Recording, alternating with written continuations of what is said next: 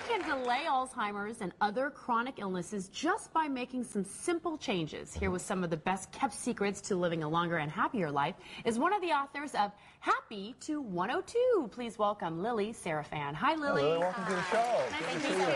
Thanks for being here. So where did this all come about?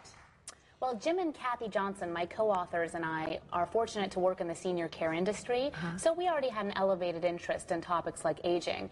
It was about 1.5 years ago that we saw a staggering statistic in the New York Times, and that is, by the year 2050, there will be over 1 million centenarians, people over the age of 100 living in the United States alone. Wow. So you need to find out their secrets. That's right, and like a lot of people, we saw that and said, well, I wonder if I'll be one of those who gets to live to 100.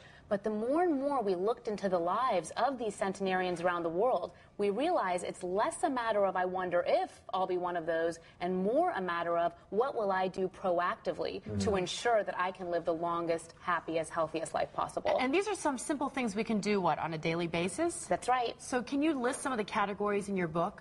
Absolutely. Yeah. And one thing that people might want to know is, well, most of this must be dictated by genetics. Well, they should know that scientists and researchers have determined that only 1/3 of this enviable lifestyle is based on genetics and 2/3 lifestyle factors. Oh, okay. And the 5 areas that we focused on, nutrition, physical activity, mental stimulation, social ties, and sense of purpose. Okay. So give us a quick example of what we can do in each category. Sure. So nutrition, default to the eat until you're 80% full, increase those omega-3s, snack on the almonds and blueberries, replace your red meats with your salmon and tuna.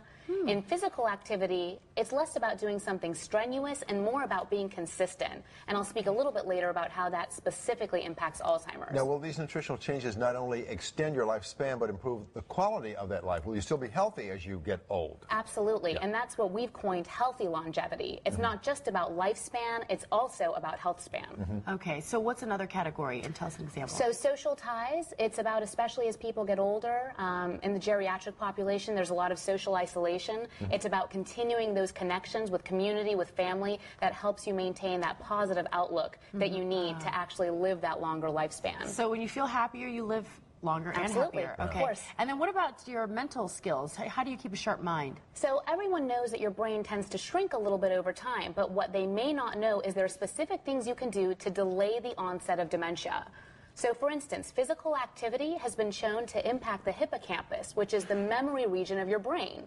Increasing omega-3s in your diet, exact same thing. And best of all, just by doing something simple like 30 to 60 minutes of Sudoku or memory exercises before you go to bed has been shown to have a direct impact on delaying Alzheimer's and dementia. And when you say physical activity, how much are you talking about and how regularly?